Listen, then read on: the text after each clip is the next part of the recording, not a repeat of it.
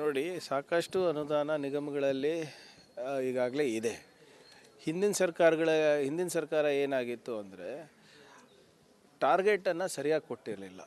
ಈಗ ಉದಾಹರಣೆಗೆ ನನ್ನದೇ ಕ್ಷೇತ್ರ ತಗೊಳ್ಳಿ. ಹಿಂದಿನ ಸರ್ಕಾರದಲ್ಲಿ ನಮ್ಮದು ಮೀಸಲು ಕ್ಷೇತ್ರ ಇದ್ರೂ ಕೂಡ ನಮಗೆ ಟಾರ್ಗೆಟು 3-4 ಕೊಟ್ಟಿದೆ. ಅದಕ್ಕೆ ನಾವು ಯಾರೂ ಹಿಂದಿನ ಸರ್ಕಾರದಲ್ಲಿ ನಾವು ಯಾರೂ ಕೂಡ ಆಯ್ಕೆನೂ ಮಾಡಿಲ್ಲ. ಮತ್ತು ಸರ್ಕಾರಕ್ಕೆ ನಾನೇ ಪತ್ರ ಬರೆದಿದ್ದೆ, ಹೀಗೆ ನೀವು 2-3 ಒಂದೊಂದು ಕ್ಷೇತ್ರಕ್ಕೆ ಕೊಟ್ಟರೆ ಇದು ಉಪಯೋಗ ಆಗೋದಿಲ್ಲ, ನೀವೇ ಆಯ್ಕೆ ಮಾಡಿ ಪಟ್ಟಿಯನ್ನು ನೀವೇ ತಯಾರು ಮಾಡಿಬಿಟ್ಟು ಕೊಟ್ಬಿಡಿ ಅಂತಾನೆ. ನಮ್ಮ ಸರ್ಕಾರ ಬಂದಮೇಲೆ ಈಗೆಲ್ಲ ಕ್ರೋಢೀಕರಿಸಿ ಈಗ ಹೊಸ ಟಾರ್ಗೆಟ್ಗಳನ್ನು ನಿಗದಿಪಡಿಸಿದ್ದಾರೆ. ಅದ್ರ ತಕ್ಕಂಗೆ ಆಯ್ಕೆ ಆಗುತ್ತೆ. ಇದು ಕೊರತೆ ಇರೋದು ದುಡ್ಡಿದಲ್ಲ, ಟಾರ್ಗೆಟನ್ನು ಇವರು ಸರಿಯಾಗಿ ಕೊಟ್ಟಿರಲಾರ್ದ ಕಾರಣ ಈ ಗೊಂದಲ ಆಗ್ತಾಯಿದೆ. ಆಮೇಲೆ ನೀವು ಬೇಕಾದರೆ ಕ್ರಾಸ್ ವೆರಿಫೈ ಮಾಡಿ. ತಾಂಡ ಅಭಿವೃದ್ಧಿ ನಿಗಮ ಒಂದು ಉದಾಹರಣೆ ಕೊಡ್ತಾಯಿದ್ದೀನಿ ಅಷ್ಟೇ. ಅವರ ಅವಧಿನಲ್ಲಿ 1 ವರ್ಷದಲ್ಲಿ ಅವರು ಕೊಟ್ಟಿದ್ದು ಒಂದೇ ಒಂದು ಟ್ಯಾಕ್ಸಿ ಇಡೀ ರಾಜ್ಯದಲ್ಲಿ. ಮತ್ತು ಗಂಗಾ ಕಲ್ಯಾಣ ಯೋಜನೆಯಲ್ಲಿ ಕಳೆದ 3-3.5 ಇನ್ನು ಹಿಂದಿನ ಸರ್ಕಾರದಲ್ಲಿ 3.5-4 ವರ್ಷದ ಅವಧಿನಲ್ಲಿ ಅವ್ರು ಒಂದು ಬೋರ್ವೆಲ್ ಕೂಡ ಕೊರಿಯಲಿಕ್ಕಾಗಿಲ್ಲ. ಯಾಕಂದರೆ ಅವ್ರು ಹಗರಣ ಮಾಡಿದ್ರು. ಅದರಲ್ಲಿ 400 ಕೋಟಿ 500 ಕೋಟಿ ರೂಪಾಯಿ ಹಗರಣ ಮಾಡಿ ಅದರಲ್ಲಿ 2 FIR ಕೂಡ ಇವತ್ತು ವಿಧಾನಸೌಧ ಪೊಲೀಸ್ ಠಾಣೆಯಲ್ಲಿ ಆಗಿದೆ ಇವತ್ತು. ಸೊ ಇವೆಲ್ಲ ಕಾರಣದಿಂದ ಇವತ್ತು ವಿಳಂಬ ಆಗಿದೆ ಹೊರತು ದುಡ್ಡಿಲ್ಲ ಅಥವಾ ದುಡ್ಡನ್ನು ನಾವು ಕೊಟ್ಟಿಲ್ಲ ಅಂತ ಸುಳ್ಳು ಆರೋಪ BJPಯವ್ರು ಮಾಡ್ತಾಯಿದ್ದಾರೆ ಅಷ್ಟೇ. ನೋಡಿ, ಅದು ನಾನ್ ಲ್ಯಾಪ್ಸೇಬಲ್ ಇದೆ ಇವರೇ. ಈಗ ಏನಿದೆ ಟಾರ್ಗೆಟ್ಸ್ ಇರೋದು ಅಥವಾ ಕಾರ್ಪೊರೇಷನ್ಸ್ನಲ್ಲಿ ನಾನ್ ಲ್ಯಾಪ್ಸೇಬಲ್ ಫಂಡ್ ಇರೋದು. ಇದು BJPಯವರು ಏನಾದರೂ ಹೇಳ್ಕೋಬೋದು, ಆದರೆ ಅವ್ರ ಕಾಲಾವಧಿನಲ್ಲಿ ಏನಾಗಿದೆ ಅಂದ್ಬಿಟ್ಟು ಈ ವ್ಯವಸ್ಥೆಗೆ, ಈ ನಮ್ಮ ಆರ್ಥಿಕ ವ್ಯವಸ್ಥೆಗೆ ನೇರ ಕಾರಣ ಅವರೇ ಇದ್ದಾರೆ.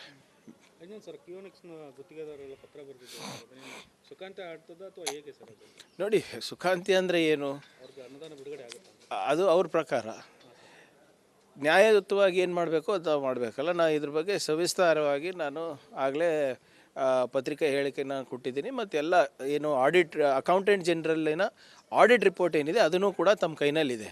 ಏನೇ ಮಾಡಿದ್ರೂ ಕೂಡ ಆಡಿಟ್ ರಿಪೋರ್ಟ್ ಪ್ರಕಾರ ಮಾಡಬೇಕಾಗುತ್ತೆ, CAG ರಿಪೋರ್ಟ್ ಪ್ರಕಾರ ಮಾಡಬೇಕಾಗುತ್ತೆ, ನ್ಯಾಯಯುತವಾಗಿ ಮಾಡಬೇಕಾಗುತ್ತೆ. ಅದನ್ನು ನಾವು ಮಾಡ್ತೀವಿ. ಈಗಾಗಲೇ ಮಹೇಶ್ವರ ರಾವ್ ಅವರು ಇದ್ರ ಬಗ್ಗೆ ತನಿಖೆ ಮಾಡ್ತಾಯಿದ್ದಾರೆ. ಇಂಟ್ರಿಮ್ ರಿಪೋರ್ಟ್ನಲ್ಲಿ ಕೂಡ 4-5 ಅಂಶಗಳಲ್ಲಿ ಲೋಪ ಕಂಡು ಬಂದಿದೆ. ಅದನ್ನು ಹೊರತುಪಡಿಸಿ ಯಾವುದು ಸರಿ ಇದೆ, ಕರೆಕ್ಟಾಗಿ GST ಪಾವತಿ ಆಗಿರ್ಬೋದು ಅಥವಾ ಅವರು ಸರಿಯಾಗಿ ರೀತಿಯಾದಂಥ ಮಾನದಂಡಗಳನ್ನು ಇಟ್ಕೊಂಡು ಅವ್ರು ಕೆಲಸ ಮಾಡಿದರೆ ಅವರಿಗೆ ನ್ಯಾಯಯುತವಾಗಿ ಕೊಡೋದು ನಮ್ಮದು ಕರ್ತವ್ಯ ಆಗುತ್ತೆ. ಅದನ್ನು ನಾವು ಮಾಡ್ತಾಯಿದ್ದೀವಿ. ಪ್ರತಿ ಸರಿ ಆರೋಪ ಮಾಡ್ತೀವಿ ಸರ್, ಹಿಂದಿನ ಸರ್ಕಾರ ಸಾಕಷ್ಟು ಸಾಲ ಬಿಟ್ಟು ಹೋಗಿದೆ ಅಥವಾ ಅನುದಾನ ಹಂಚಿಕೆ ಸರಿಯಾಗಿ ಮಾಡಿ ಹೋಗಲಿಲ್ಲ, ಬೇಕಾಬಿಟ್ಟು ಖರ್ಚು ಮಾಡಿದ್ದಾರೆ ಅಂತ. ಅದಕ್ಕೆ ಅಂಕಿಅಂಶಗಳನ್ನ ಪಟ್ಟಿಯನ್ನು ಬಿಡುಗಡೆ ನೋಡಿ, ಈಗಾಗಲೇ ಮಾನ್ಯ ಮುಖ್ಯಮಂತ್ರಿಗಳು ಭಾಳ ಸ್ಪಷ್ಟವಾಗಿ ಸದನದಲ್ಲೇ ಹೇಳಿರೋದು, 2,09,000 ಕೋಟಿ ರೂಪಾಯಿ ಇವರು ಏನು ಹೆಚ್ಚುವರಿಯಾಗಿ ಇವರು ವರ್ಕ್ಸನ್ನು ಕೊಟ್ಟು ಹೋಗಿದ್ದಾರೆ ಅಂತ. ನನ್ನ ಇಲಾಖೆನಲ್ಲೇ ನೀವು ತಗೊಳ್ಳಿ, ಬರೀ ರಸ್ತೆಗೆ ನಿರ್ಮಾಣ ಅಂದ್ಬಿಟ್ಟು KRIDLಗೆ ಇವರಿಗೆ ಅನುದಾನ ಇದ್ದಿದ್ದೇ ಅಂದಾಜು 1,200 ಕೋಟಿ ರೂಪಾಯಿ. ಇವರು ಅನುಮೋದನೆ ನೀಡಿದ್ದು ಏನಿಲ್ಲ ಅಂದ್ರೂ 4,000 ಕೋಟಿ ರೂಪಾಯಿಗೆ. ಇದಾಗಲೇ ಎಲ್ಲ ಪಬ್ಲಿಕ್ ಡೊಮೇನ್ನಲ್ಲಿದೆ. ಮತ್ತೊಮ್ಮೆ ಪುನರುಚ್ಚರಿಸಬೇಕು ಆದರೆ ಅದನ್ನು ಕೂಡ ಮಾಡಲಿಕ್ಕೆ ನಾವು ತಯಾರಿದ್ದೇವೆ. ಆದರೆ ನಾವು ಕೇಳ್ತಾ ಇರೋದು, ಹಾಸಿಗೆ ಇದ್ದಷ್ಟು ಕಾಲು ಚಾಚೋದು ಬಿಟ್ಟು ನೀವು ಯಾಕೆ ಸಾಲ ಮಾಡಿ ತುಪ್ಪ ತಿಂದ್ರಿ? ಆ ಸಾಲದ ಬಡ್ಡಿಯನ್ನು ನಾವು ಕಟ್ತಾ ಇದ್ದೀವಿ ಅಂತ ನಾನು ಪದೇ ಹೇಳ್ತಾ ಇರೋದು. ಸರ್, ಇನ್ನೊಂದು ಪ್ರಮುಖವಾಗಿ KS ಎಕ್ಸಾಮ್ ಕೂಡ ಸಾಕಷ್ಟು ಗೊಂದಲ ಆಗಿತ್ತು ಸರ್. ಅದನ್ನು ಪುನರ್ ಪರೀಕ್ಷೆ ಮಾಡೋದು ಎಲ್ಲಿಗೆ ಬಂತು ಸರ್? ಮತ್ತು ಒಂದು ವೇಳೆ ಮಾಡದೇ ಇದ್ದರೂ ಅನಿರ್ದಿಷ್ಟ ಅವಧಿ ಹೋರಾಟಕ್ಕೆ ನೋಡಿ, ಈಗಾಗಲೇ KS, KPSC, KEA ಮತ್ತು KPSC ಎಕ್ಸಾಮ್ಗಳಲ್ಲಿ ಏನು ಗೊಂದಲ ಇತ್ತು. ಲಾಸ್ಟ್ ಟೈಮು ನಾನೇ ಮುಂದೆ ನಿಂತು ಅದನ್ನು ಎಕ್ಸಾಮಿಗೆ ಏನು ಬೇಡಿಕೆ ಇತ್ತು ನಾವು ಮಾನ್ಯ ಮುಖ್ಯಮಂತ್ರಿಗಳ ಮನವೊಲಿಸಿ ನಾವು ಮಾಡಿಸಿದ್ವಿ. ಈಗ ಮತ್ತೆ ಕೆಲವು ಗೊಂದಲಗಳಿದೆ ಅಂದ್ಬಿಟ್ಟು ಅದು ಅನುವಾದನೆಯಲ್ಲಿದೆ ಅಂತ ಮತ್ತೊಮ್ಮೆ ಕೆಲವು ಜನ ಹೇಳ್ತಾ ಇದ್ದಾರೆ. ಅದೇನಿದೆ ಅಂತ ಸರಿಯಾಗಿ ತಿಳ್ಕೊಂಡು ನಾನು ಮಾನ್ಯ ಮುಖ್ಯಮಂತ್ರಿಯವರ ಗಮನಕ್ಕೆ ನಾನು ತರ್ತೀನಿ. ಆದರೆ ನಾನು ಹೇಳ್ದಂಗೆ ನಮ್ಮ ಸರ್ಕಾರದ ಮುಖ್ಯ ಉದ್ದೇಶ ಉದ್ಯೋಗವನ್ನು ಕೊಡಬೇಕು, ಸರ್ಕಾರಿ ಹುದ್ದೆಗಳನ್ನು ಭರ್ತಿ ಮಾಡಬೇಕು ಅಂತ ಏನು ನಮ್ಮ ಮ್ಯಾನಿಫೆಸ್ಟೋನಲ್ಲಿದೆ ಅದು ಪೂರ್ಣಗೊಳಿಸಬೇಕಾಗ್ತದೆ. ಅದನ್ನು ನಾವು ಮಾಡ್ತೀವಿ. ಇಷ್ಟು ದಿನ ನಿಮ್ಮ ವಿಚಾರ ಅಂದರೆ ಕಾಂಗ್ರೆಸ್ ವಿಚಾರವಾಗಿ ಆಂತರಿಕ ಕಿತ್ತಾಟ ಆಗ್ತಿದೆ ಅಂತೇಳಿ ಆರೋಪ ಮಾಡ್ತಿದ್ರು.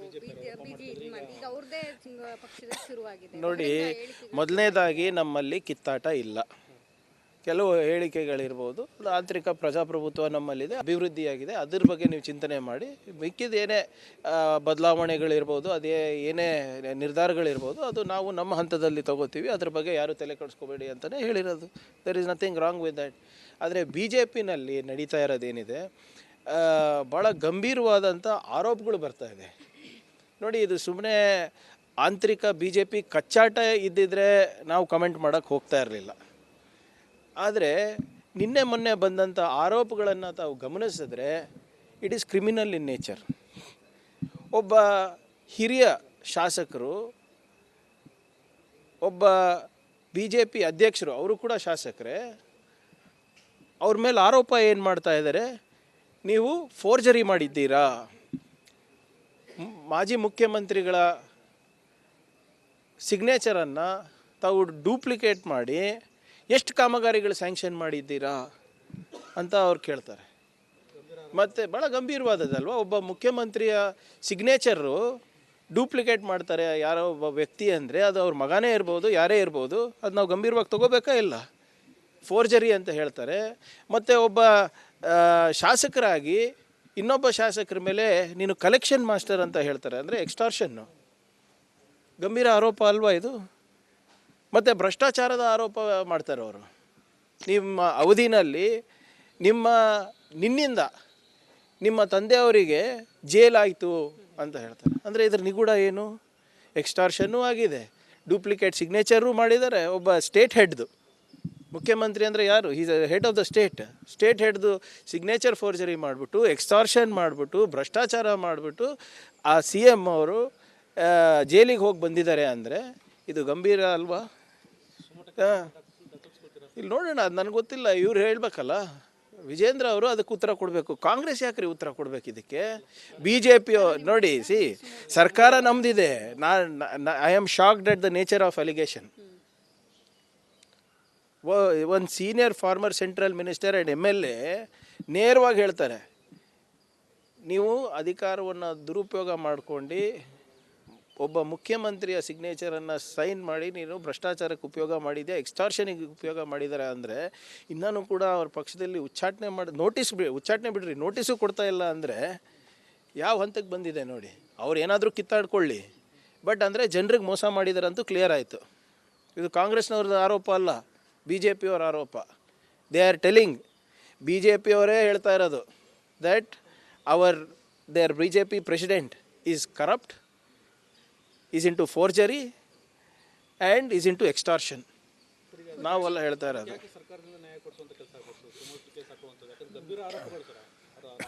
ನೋಡೋಣ, ಅವ್ರು ಕಂಪ್ಲೇಂಟ್ ಕೊಟ್ಟರೆ ನಾವು ತನಿಖೆ ಮಾಡ್ತೀವಿ. ಈಗ ಸೋಮೋಟೋ ಅಂದರೆ ಏನಾದರೂ ಸಾಕ್ಷಿ ಬೇಕಲ್ಲ ಸರ್ ನನಗೆ. ಈಗ ಅವ್ರು ಹೇಳಿಕೆ ಕೊಟ್ಟಿದ್ದಾರೆ, ಯತ್ನಾಳ್ ಅವರು ಒಂದು ಕಂಪ್ಲೇಂಟ್ ಕೊಡಲಿ, ನಾವೇ ತನಿಖೆ ಮಾಡಿಸೋಣ ಅಂತೆ. ಯಾವುದಾದ್ರೂ ಒಂದು ಕೊಡಲಿ, ನಿಮಗೆ ಫೋರ್ಜರಿ ಆಗಿದೆ, ಅದು ಮಾಡಿದ್ದಾರೆ ಅಂತ ಹೇಳಿದ್ರೆ. ಈಗ ನಿಮಗೂ ಗೊತ್ತಿದೆ ಅಲ್ಲ, ಸದನದಲ್ಲೂ ಕೂಡ ಇದು ಒಂದು ಸರಿ ಚರ್ಚೆ ಆಯಿತು, ಛೋಟಾ ಸಿಗ್ನೇಚರ್ ಯಾರು ಮಾಡ್ತಾ ಇದ್ದಾರೆ ಅಂತ. ನೆನಪಿದೆಯಾ? ಅದು ನಾವು ಆರೋಪ ಮಾಡಿಲ್ಲ, ಬಿ ಜೆ ಪಿಯವರೇ ಆರೋಪ ಮಾಡಿದ್ದು. ಛೋಟಾ ಸಿಗ್ನೇಚರ್ಗಳು ಎಲ್ಲಿಂದ ಬರ್ತಾ ಇದೆ, ಹೇಗೆ ಬರ್ತಾ ಇದೆ ಅಂದ್ಬಿಟ್ಟು. ಕಿತ್ತಾಟ ಇದೆ ಅನ್ನುವಂಥದ್ದನ್ನು ಹೇಳ್ತಾ ಇದ್ರಿ. ನೀವು ದಯವಿಟ್ಟು ಕ್ಷಮಿಸಬೇಕು ಮೇಡಮ್, ನನಗೆ ಅವ್ರು ಯಾರನ್ನ ಪ್ರೆಸಿಡೆಂಟ್ ಆಗಲಿ, that is not my interest, ಅದಕ್ಕೆ ನಮಗೆ ಸಂಬಂಧ ಇಲ್ಲ. ಆದರೆ ಒಬ್ಬ ಮಾಜಿ ಮುಖ್ಯಮಂತ್ರಿಗಳ ಸಿಗ್ನೇಚರ್ ಫೋರ್ಜರಿ ಆಗಿದೆ, ಭ್ರಷ್ಟಾಚಾರ ಆಗಿದೆ, ರಾಜ್ಯದ ಜನರಿಗೆ ಮೋಸ ಆಗಿದೆ ಅವರ ಅವಧಿನಲ್ಲಿ ಅಂತ ಅವ್ರ ಶಾಸಕರೇ ಹೇಳ್ತಾ ಇದ್ದಾರಲ್ಲ, ಅದು ಗಂಭೀರವಾದ ಆರೋಪ. ಕುರ್ಚಿ ಯಾರಿಗೆ ಸಿಗಲಿ, ಅಲ್ಲಿ ಎಲೆಕ್ಷನ್ ಮಾಡ್ತಾರಾ ಸೆಲೆಕ್ಷನ್ ಮಾಡ್ತಾರಾ ಅವ್ರಿಗೆ ಬಿಟ್ಟಿದ್ದು. ಬಟ್ ಇದ್ರ ಬಗ್ಗೆ ವಿಜೇಂದ್ರ ಅವರು ಭಾಳ ಸ್ಪಷ್ಟವಾದಂಥ ಉತ್ತರ ಬಿ ಜೆ ಪಿಯವರಿಗೂ ಕೊಡಬೇಕು, ರಾಜ್ಯದ ಜನರಿಗೂ ಕೊಡಬೇಕು. You are being accused of extortion, money laundering and corruption and forgery. ಮುಖ್ಯಮಂತ್ರಿಗಳು ಸಿದ್ದರಾಮಯ್ಯ ಅವರಿದ್ದಾರೆ, ಉಪಮುಖ್ಯಮಂತ್ರಿಗಳು ಡಿ ಕೆ ಶಿವಕುಮಾರ್ ಅವರಿದ್ದಾರೆ, PCC ಅಧ್ಯಕ್ಷರು ಡಿ ಕೆ ಶಿವಕುಮಾರ್ ಅವರಿದ್ದಾರೆ, ನಾನು ಗ್ರಾಮೀಣಾಭಿವೃದ್ಧಿ ಸಚಿವನಾಗಿದ್ದೇನೆ, ಪರಮೇಶ್ವರ್ ಸಾಹೇಬರು ಗೃಹ ಸಚಿವರಾಗಿದ್ದರೆ. ಎಲ್ಲರಿಗೂ ಅವ್ರವ್ರ ಜವಾಬ್ದಾರಿ ಪಕ್ಷ ಹಂಚಿದೆ, ಸರಿಯಾಗಿ ಕೆಲಸ ಮಾಡಬೇಕಂತ ಸೂಚನೆ ಬಂದಿದೆ. ಆ ಅಭಿವೃದ್ಧಿ ಕಡೆ ಗಮನ ಕೊಡೋದಷ್ಟೇ. ನೋಡಿ, ಈಗ ಸೈಲೆಂಟ್ ಅಂತೀರಾ, ಮತ್ತು ನೀವೇ ಪ್ರಶ್ನೆ ಕೇಳ್ತೀರಾ. ಈಗ ನಾವು ನೋ ಕಮೆಂಟ್ಸ್ ಅಂದ್ರೂ ಅದನ್ನು ಸುದ್ದಿ ಮಾಡ್ತೀರಾ. ಈಗ ಆಗಲೇ AICC ಅಧ್ಯಕ್ಷರು ಹೇಳಿದ್ದಾರೆ, CM ಹೇಳಿದ್ದಾರೆ, DCM ಹೇಳಿದ್ದಾರೆ. ನಮ್ಮಂಥ ಕಾರ್ಯಕರ್ತರಿಗೆ ಯಾಕೆ ತೊಂದರೆ ಕೊಡ್ತೀರಾ ನೀವು? ಪ್ರಮುಖವಾಗಿ ನಿಮ್ಮ ಮೀಟಿಂಗ್ ಅರ್ಧ ಸ್ಟಾಪ್ ಆಗಿತ್ತು ಸರ್, ದಲಿತ ಸಚಿವರದು ಸಮಾಜದ ಪರವಾಗಿ ಮೀಟಿಂಗ್ ಕರಿಬೇಕಾದ್ರೆ ಅದಕ್ಕೇನೋ ಪರ್ಮಿಷನ್ ನೋಡಿ ಮತ್ತೆ ಅದೇ ಸುತ್ತಿ ಬಳಸಿ ಅದಕ್ಕೆ ಬರ್ತಾ ಇದಲ್ಲ ಸಮಾಜ ಇಲ್ಲ. ಅದು ಯಾರು ತಪ್ಪಿದೆ ಅಂತ ಹೇಳಿದ್ರು? ಖರ್ಗೆ ಸಾಹೇಬ್ರು ತಪ್ಪಿದೆ ಅಂತ ಹೇಳಿದ್ರ? ಇಲ್ಲ ಇವ್ರು ಹೇಳಿದ್ರಲ್ಲ, ಇವರೇ ಬಂದು ಮೀಟಿಂಗ್ ಮಾಡ್ತೀನಿ ಅಂತ. ನಮ್ಮ ಉಸ್ತುವಾರಿ AICC ಉಸ್ತುವಾರಿ ಅವರು ಸುರ್ಜೇವಾಲಾ ಅವ್ರು ಬರ್ತೀನಿ ಅಂದರೆ ಹೌದು. ಈಗ ನಮ್ಮ ಆದ್ಯತೆ ಏನು? ಇಡೀ ರಾಷ್ಟ್ರದ ಒಂದು ದೊಡ್ಡ ಕಾರ್ಯಕ್ರಮಕ್ಕೆ ಕರ್ನಾಟಕದಿಂದ ಚಾಲನೆ ಸಿಗ್ತಾ ಇದೆ. ಜೈ ಬಾಪು, ಜೈ ಭೀಮ್, ಜೈ ಸಂವಿಧಾನ್. ನಮ್ಮ ಆದ್ಯತೆ ಅದು ಇರಬೇಕಾ, ನನ್ನ ಬೇಡಿಕೆಗಳಿರ್ಬೇಕಾ? ಅದರಿಂದ ಅದೆಲ್ಲ ಆದಮೇಲೆ ಕೂತ್ಕೊತೀವಿ. ಏನು ಅರ್ಜೆಂಟ್ ಏನಿದೆ? ಈಗ ನಿಮ್ಗೆ ಕಣ್ಣು ತಪ್ಪಿಸಿ ನಾವು ಚಾನು ಕುಡಿಯೋಂಗೆ ಆಗ್ತಾ ಇಲ್ಲ ಈಗ. ಹಂಗಾಗ್ತದೆ. ರಾಜಣ್ಣ ಅವರು ಮೊನ್ನೆ ಒಂದು ಮಾತು ಹೇಳಿದ್ದಾರೆ, ನಮ್ಮಲ್ಲಿ ಬೇರೆ ಬೇರೆ ಯಾರು ಬೇಕಾದ್ರೂ ಸಭೆಗಳು ಮಾಡ್ಬೋದು, ಏನು ಬೇಕಾದ್ರೂ ಮಾಡ್ಬೋದು. ನಾವು ಸಭೆ ಮಾಡಕ್ಕೆ ಹೋದ್ರೆ ಯಾಕೆ ಈ ರೀತಿ ಹೈಕಮಾಂಡ್ ಏನು ಯಾವುದು ಹಂಗಿಲ್ಲ. ಈಗ ನಿನ್ನೆನೆ ನಾನು ಮಾವಳ್ಳಿ ಶಂಕರ್ ಅವ್ರು ಸೇರಿದ್ರಲ್ರಿ, ನಿನ್ನೆ ಇಲ್ಲೇ ಸೇರಿದ್ವಲ್ಲ, ಇದೇ ಆಫೀಸ್ನಲ್ಲಿ ಸೇರಿದ್ವಿ. ಮುಂಚೆನೂ ಸೇರ್ತೇವೆ. ಅದು ನಿಮ್ಮ ಕ್ಯಾಮ್ರಾಗ ನಲ್ಲಿ ಸೆರೆ ಆದರೆ ಮಾತ್ರ ನಾವು ಮೀಟಿಂಗ್ ಮಾಡಿದ್ದೀವಿ ಅಂತ ಅರ್ಥ ಅಷ್ಟೇ. ಇಲ್ಲಿದ್ರೆ ನಾವು ದಿನ ಮೀಟ್ ಮಾಡ್ತೀವಿ.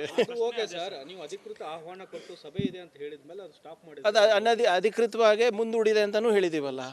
Everything is on paper. What is ಈಗ ಗೊಂದಲ ಎಲ್ಲಿದೆ? ಈಗ ಒಂದು ಕೆಲಸ ಮಾಡಿ ಸರ್, ನೀವು ಮಾಡ್ಬೇಕಾ ಮಾಡಬಾರ್ದ ಹೇಳ್ಬಿಡಿ. ಮಾಡ್ತೀವಿ, ತಗೊಳ್ಳಿ. Thank you. ಮಾವಳ್ಳಿಯವ್ರ ಪ್ರಶ್ನೆ ಇಷ್ಟೇನೆ, ಬೇರೆಯವರೆಲ್ಲ ಸಭೆ ಮಾಡ್ಬೋದು, ಏನು ಬೇಕಾದ್ರೂ ಮಾಡ್ಬೋದು, ನಾವು ಮಾಡಕ್ಕೆ ಹೊರಟಾಗ ಯಾಕೆ ನೋಡಿ, ನಾವು ಸಭೆ ಅಲ್ಲ, ಸಮಾಲೋಚನೆ ಅದು.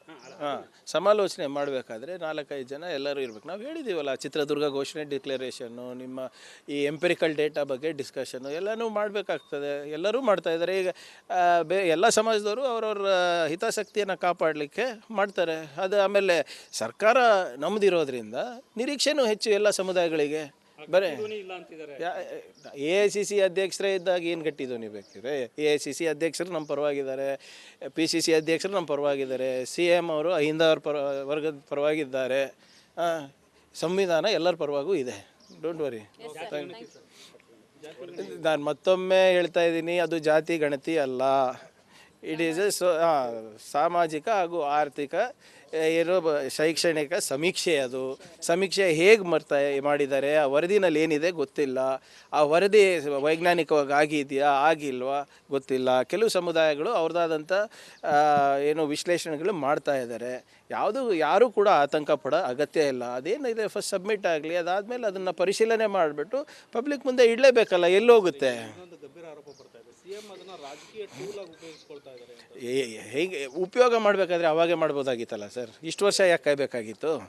ಹೇಗೆ ಅಲ್ಲಿ ಅದರಲ್ಲಿ ಏನಿದೆ ಅಂತಲೇ ಗೊತ್ತಿಲ್ಲ, ನಾವು ರಾಜಕೀಯ ಟೂಲ್ ಆಗಿ ಉಪಯೋಗ ಮಾಡ್ತಾ ಇದ್ದಾರೆ. ಸೀಟ್ಗೆ ಅಭದ್ರತೆ ಬಂದಾಗೆಲ್ಲ ಆ ವಿಚಾರ ಬರುತ್ತೆ, ಗಟ್ಟಿ ಆದಾಗೆಲ್ಲ ಅದು ನೋಡಿ ಮಾಡಿ ಅಂತಿದ್ದಾರಲ್ಲ ಸರ್, ಅದು ಏನಿದೆ ನೋಡೋಣ. ಕುಮಾರಸ್ವಾಮಿ ಈಗ ಅವಶ್ಯಕತೆ ಇಲ್ಲ ಅನ್ನೋ ಮಾತನ್ನು ಹೇಳ್ತಾರೆ. ನೋಡಿ, the backward class commission is empowered to do a survey. Census ಮಾಡೋಕ್ಕೆ ಅವರಿಗೆ ಅಧಿಕಾರ ಇಲ್ಲ. ಅದು ನೀವು ಹೇಳ್ದಂಗೆ ಕೇಂದ್ರ ಸರ್ಕಾರನೇ ಮಾಡಬೇಕು. ಅದಕ್ಕೂ ಕೂಡ ನಾವು ಒತ್ತಾಯಿಸ್ತಿದ್ದೀವಲ್ಲ. ರಾಹುಲ್ ಗಾಂಧಿ ಅವರಿರ್ಬೋದು, ಖರ್ಗೆ ಅವರಿರ್ಬೋದು, ನಾವಿರ್ಬೋದು, ಎಲ್ಲರೂ ಹೇಳ್ತಾ ಇದ್ದೀವಲ್ಲ, ಕಾಸ್ಟ್ ಸೆನ್ಸಸ್ಸನ್ನು ನೀವು ಮಾಡಿ, ಗೊತ್ತಾಗುತ್ತೆ ಅವರೆಲ್ಲ ಆರ್ಥಿಕ, ಸಾಮಾಜಿಕ, ಶೈಕ್ಷಣಿಕ ಏನು ಸ್ಥಿತಿಗತಿಗಳು ಗೊತ್ತಾಗುತ್ತೆ ಅಂತಲೇ ನಾವು ಹೇಳ್ತಾ ಇರೋದು. ನೀವು ಇದೆಲ್ಲ ಇದನ್ನೇ ನೀವು ಗುರಿ ಮಾಡ್ಕೊಂಡಿದ್ದೀರಾ. ನಿಜವಾದ ಪ್ರಶ್ನೆಗೆ ಉತ್ತರ ವಿಜೇಂದ್ರ ಅವ್ರು ಕೊಡಬೇಕಲ್ಲ. ಈಗ ಅವ್ರ ಮೇಲೆ ಫೋರ್ಜರಿ, ಎಕ್ಸ್ಟಾರ್ಷನ್ನು, ಭ್ರಷ್ಟಾಚಾರ ಅದೆಲ್ಲ ಇದೆ. ಅದು ಬಿಟ್ಟು ನೀವು ಯಾಕೆ ಡಿನ್ನರ್ ಮಾಡಿಲ್ಲ ಅಂತ ಕೇಳಿದ್ರೆ ಅಲ್ಲಿ ಪಾಪ ಬೇಳೆ ಬೇಯಿಸ್ತಾ ಇದ್ದಾರೆ ಅಲ್ಲಿ. ನೀವು ಸುಮ್ಮನೆ ಹೇಳ್ತೀರಾ?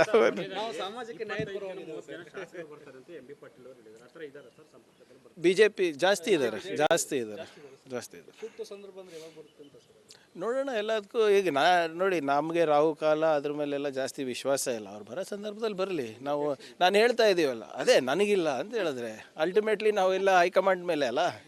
ಈಗ ನೋಡಿ, ನಾನು ಯಾವಾಗಲೂ ಕೂಡ ಹೇಳಿದ್ದೀನಿ, ನಮ್ಮ ಸಿದ್ಧಾಂತ, ನಮ್ಮ ತತ್ವವನ್ನು ಒಪ್ಕೊಂಡು ತಾವು ಬರೋಂಗಿದ್ರೆ ನೀವು ಕೂಡ ನಮ್ಮ ಪಕ್ಷಕ್ಕೆ ಬರ್ಬೋದು. ಸ್ವಾಗತ. ನಾನೇ ಮೆಂಬರ್ಶಿಪ್ ಮಾಡ್ತೀನಿ.